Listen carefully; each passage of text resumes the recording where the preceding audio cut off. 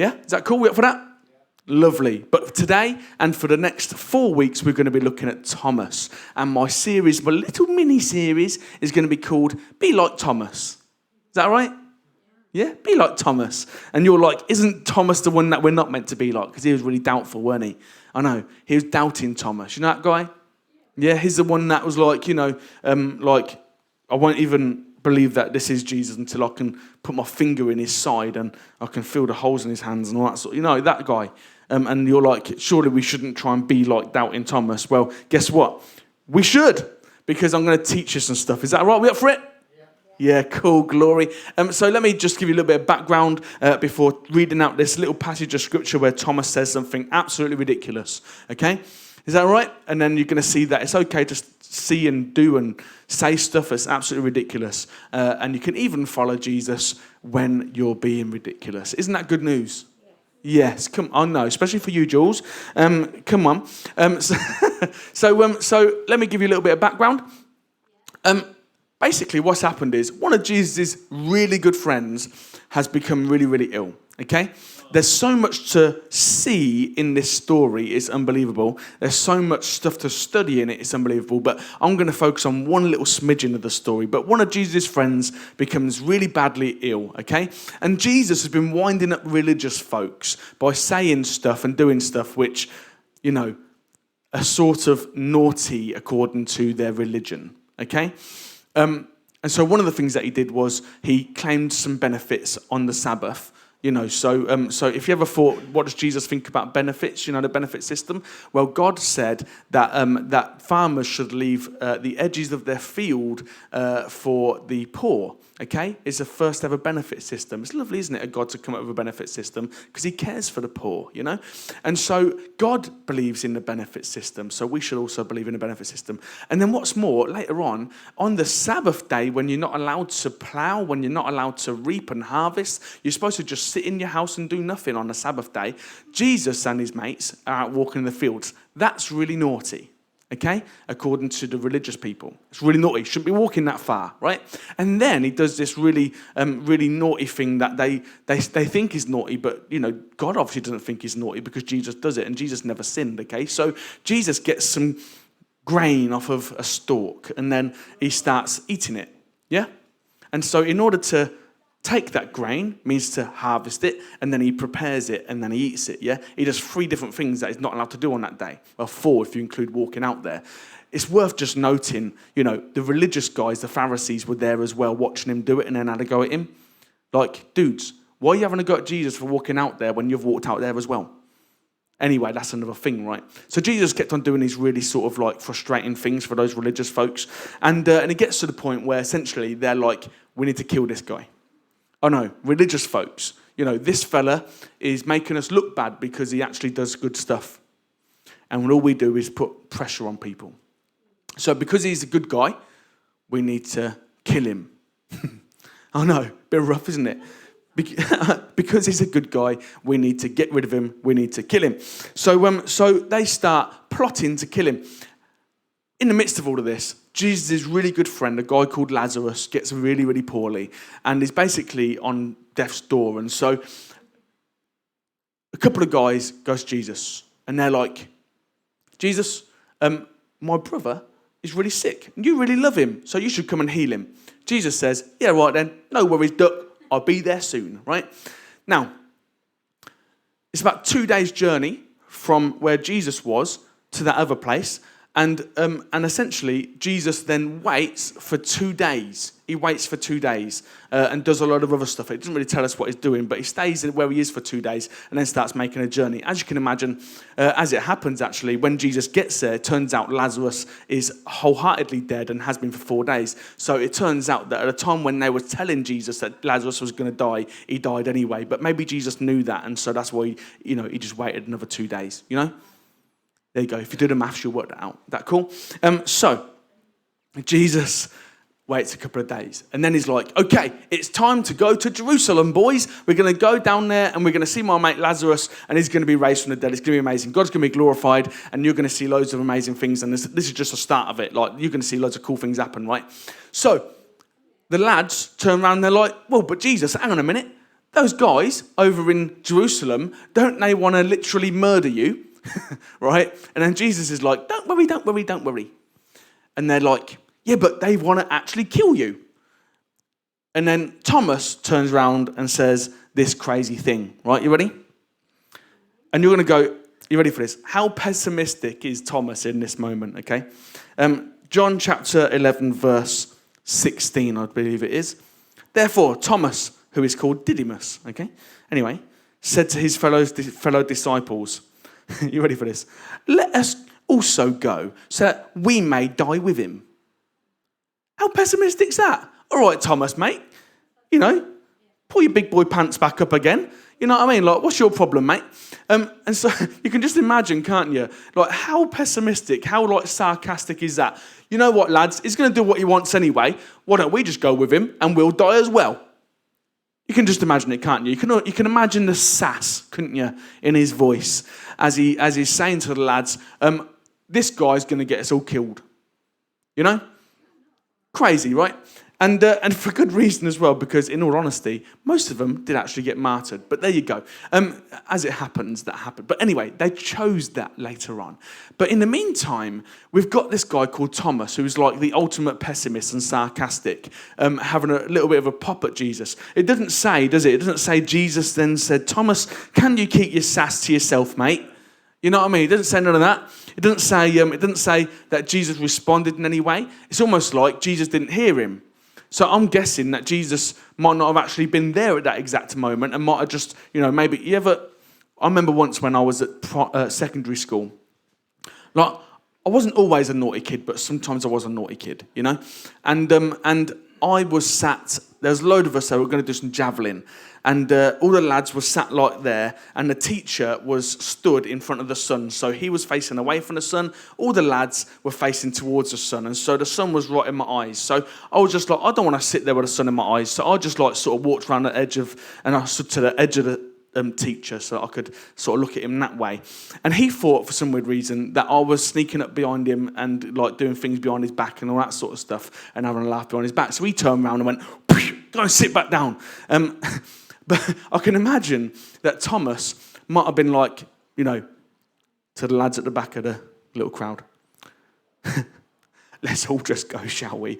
Blooming hell, we're all just going to go there and die, aren't we? Gosh, Jesus didn't even hear him. But I can just imagine that's how it was, I'm not sure whether any of you guys ever felt like really pessimistic and really sort of like sassy or what's the word I'm looking for? Like not necessarily doubt, because we're not talking about doubt just here, are we? We're talking about something else. But have you ever felt like doubtful of something, like pessimistic about someone? Do you know what I mean? When I first heard that Laura was going to the local Elim church, I had a little look online and I was like, what's this Elim church thing all about? The only church I know is the Anglican one down in the village. You know what I mean? So, and, that vicar is sound. He comes and has a beer with us over the pub, But I've never been to a service there. All I know is that he drinks in the local pub and he's all right. That's all I know about him. The church was really old-fashioned. It had real brick, like sandstone and all that sort of stuff. And it had a graveyard and all that sort of stuff, And so I was like, that's what a church is. And so when Laura started going to this Elim church, I was like, what's that thing all about? And then I suddenly became quite pessimistic. I'm not usually pessimistic. I'm normally quite optimistic. But I was like, I was looking online. I was like, that Elim church, that sounds like a cult. Anyone ever heard that? Anyone started going to the Elim church and then all your family go, that place, it's a cult. You shouldn't go there. They're probably going to encourage everyone to take poison one day, or they're going some sort of. We've been watching this program. Actually, I probably shouldn't mention it because Laura will tell me off later. About some Mormon folks. Anyway, it's on Netflix if you want to watch it. Proper dodgy guys, really, really weird. You know what I mean? But when I first encountered Elim, I was like, cult, don't go there. You're not allowed to go there. And then all of a sudden, right, Laura then started giving them a tithe. Okay, so she would take 20 quid out of my bank, right, and she would give them 20 quid every week, right. And I was like, what's going on there? What are you giving them my money for? I worked hard for that money. You know what I mean? Like, we're poor. We can't afford that. Don't give them all our money. And then she told me that she was in a dance group at church. Now, the only sort of dancing I know, right, is nightclub. Yeah? Anyone ever been to a nightclub before? No, you've not been to a nightclub? Tell me, when you go to a nightclub, is it ballroom dancing and like at arm's length? It's not, is it? It's not like that at all, is it? No. When you go to a nightclub, it's like, hey, you're standing a bit close. Can you get off me? You know, it's a bit like that, isn't it? Like everyone's really close and they're very touchy, aren't they? Yes. So Laura's all of a sudden in a dance group at the local Elim church, right? Which I already think is a cult, and now they're taking my money off me, and now they're dancing with missus. I'm like, you get off my missus, mate. You know what I mean? Like, you're not allowed to go there anymore. You know what I mean? And so I was just like, I was so pessimistic. I was like, don't you dare. And we had loads of arguments and stuff. And then eventually I got saved and I went there and it was like, oh, I really like it here. It's really cool. And they weren't dancing like that at all. You know, it's very much at arm's length. Thank the Lord, because I probably would have had to kick someone's head in. Anyway, When I was just starting to think about faith and stuff, there was this guy on the telly called Todd Bentley. Anyone ever heard of him? Yeah, do you remember Todd Bentley? You know, like, oh, I touched the screen and I got a gold tooth. You know, all that sort of stuff. Do you remember this stuff? Some of you guys have been around, you'd know about this stuff, right? And I was like looking at it thinking, wow, that's amazing. That's actually happening right now. Like, again, I'm not usually a pessimist, so I was quite optimistic. Like, this is really cool. Like, I could get behind this, man. I could get behind this healing stuff. Always up for that. Now, Laura, on the other hand, turned into the pessimist at this point and was like, I don't like that guy. I just think he's a bit fake. I don't like the way that he treats people or shouts at people. I don't like the way that he asks people for lots of money and all this sort of stuff, you know? And all that sort of stuff. And so she was saying, I don't believe in any of that stuff. And I remember being there. I wasn't quite a Christian yet. And I was sitting there thinking, there's like this weird hypocrisy going on just now. Like, I'm just starting to encounter God and I'm reading my Bible like mad. And because I'm doing that, I've got God telly on, which I thought was God's telly. You know what I mean? And then this guy's on it doing all this stuff. And then my wife, who's a Christian, is going, I don't believe that. And I'm going, what's going on? How can you not believe that? It's God's telly, you know, and all that sort of stuff. And I just didn't quite get it. But there was this sense of, she just didn't believe in the person, you know? She just didn't believe what was going on. She didn't like it. And I didn't like the fact that she was dancing with folks at church. And I didn't like the fact that she was giving our money to church. And then I eventually encountered a Christian guy. Because up until this point, I hadn't encountered any Christians. And so, other than the wife. And at that point, I was like, stop dancing with folks and give my money away. And so I was like, I encountered this guy called James. And James wasn't a Pentecostal. He was almost like a Southern Baptist. So he didn't believe in tongues. And so I was like, oh, James, you know what? I think I might go along to that Pentecostal church around the corner. And he said, don't you go there. They speak in tongues. That's of the devil. What do you want about? So hang on a minute, they're taking my money, they're dancing with my missus, and they're of the devil. What's going on here? And you can imagine, I had all this stuff going around in my head, and I could feel a little bit like Thomas, right? Who is following this geezer, right? And then this guy turns around and says, we're going to head to Jerusalem, where there's a bunch of lads that want to literally murder me. And then all of a sudden, Thomas rocks up and goes, yeah, let's just all go and die together, shall we? You know? Do you know what I mean? Like, we can all feel a bit like that, can't we? But here's the thing. In the midst of his pessimism, in the midst of his sort of doubting people and not understanding quite what was going on, did he stay behind or did he follow? He followed. And so the truth is that, like Thomas, you can be a pessimist and not quite believe everything that's going on around you and doubt some ideas and some things, and yet you can still follow Jesus, right? As it happens, my encounters with God as an early Christian or early almost Christian, my encounters with God were such that I almost couldn't really doubt that God was real.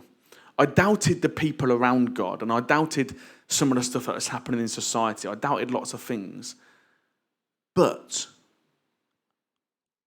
even though I was a bit pessimistic, I was even pessimistic about my wife's belief because she didn't believe the guy on the God telly. Do you understand what I'm saying? I was pessimistic about almost everybody around me, thinking, what's going on? I don't understand why they think that, why they do that, why is this Christian over here saying don't go to that church? I just didn't understand it.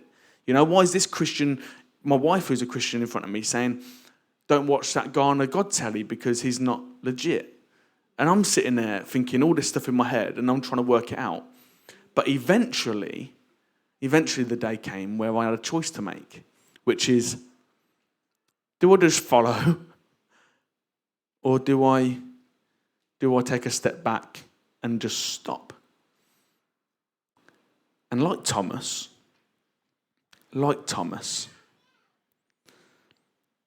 I had seen and heard enough to have faith in Jesus.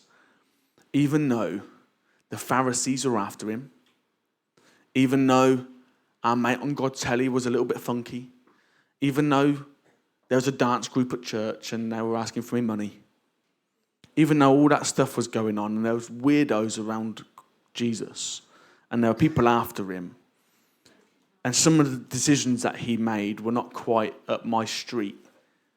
Some of the things he would ask me to do weren't quite how I would do things. Like Thomas, I chose to follow him. And I'd like to ask a question today. Are you, like Thomas, a little bit pessimistic about all the things that you hear and see and experience in and around Jesus? And do you need to reevaluate your journey, your life, your faith, and recommit? Or maybe you're one of those folks who, you're probably online, because everyone in here is a really good Christian, you know. But online, maybe you're one of those folks who would call themselves a Christian because you go to church every now and again, or you give a little offering to church or something else, or whatever else, you know. Maybe you just feel like you're a Christian because of that stuff, but actually you never really chose to follow Jesus. You just sort of gathered with the rest of the crowd and been swept along on that journey. But today, I'm wondering whether we could all reevaluate. Am I a pessimist deep down? Some of us are, aren't we? Or am I really optimistic? Do I need to take stock of my journey with him? And do I really need to say, yes, I'm going to follow him? If Thomas was following one of the people near him, he could have very easily have been misguided or taken off to a different direction. Because when the rubber really hit the road and he went to the cross, they scattered.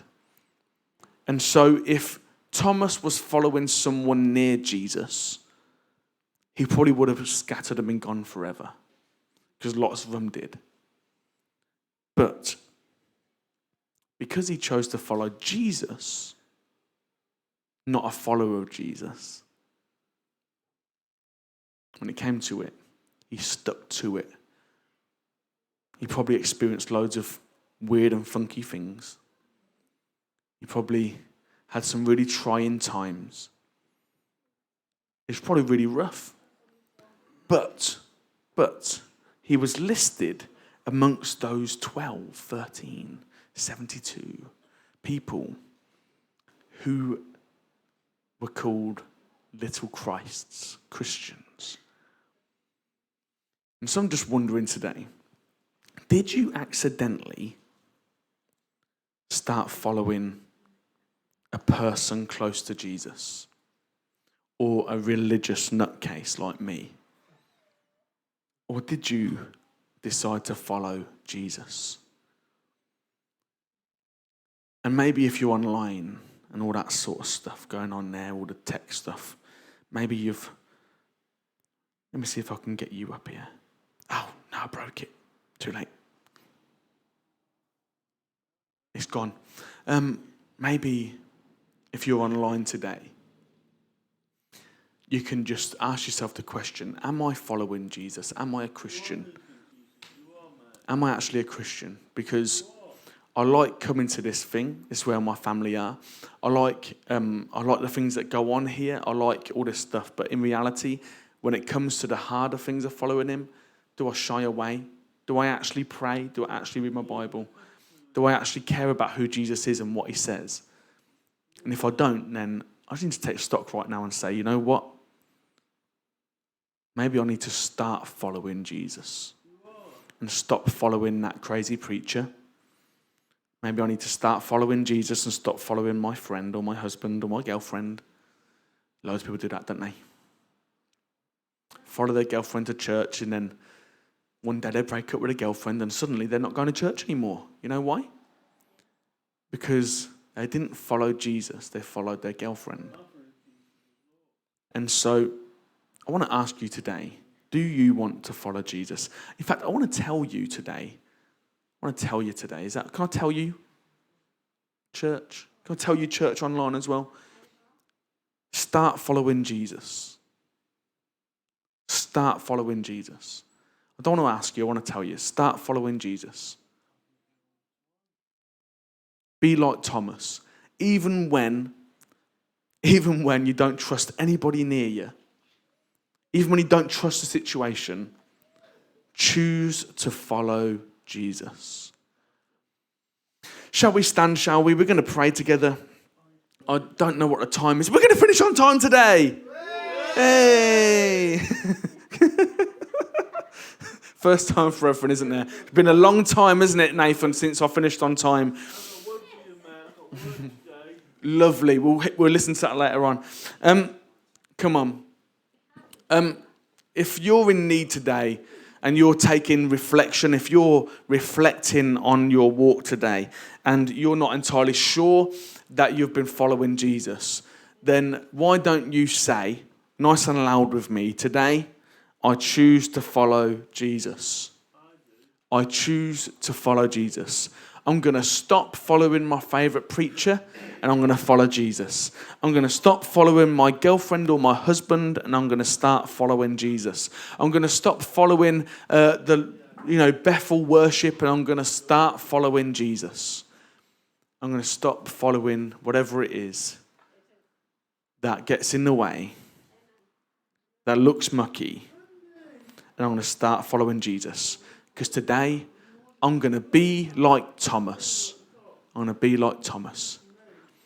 So maybe you want to put your hand on your heart. If that's you, if you're in the comments and stuff online, you can say this publicly. I'm going to follow Jesus. You can tell him even if you're in the room, Jesus, I'm going to follow you. Jesus, I'm going to follow you. Come on. Jesus, I'm going to follow you. Lord, Father, I thank you for all the different folks in this space and online, people in Birchwood and Louth and everywhere else who today are re-evaluating their faith journey and are deciding that they're going to follow you instead of a set of doctrines, instead of a special preacher, instead of their girlfriend, boyfriend, husband, wife. Lord, I thank you today that this thing is all about you. And although we might be pessimistic, and although we might not understand, and although things might be scary, if we just follow you, Jesus, I'm sure it will work out all right for those who love you and follow you. Lord, continue to have your way amongst us. In Jesus' name. Amen.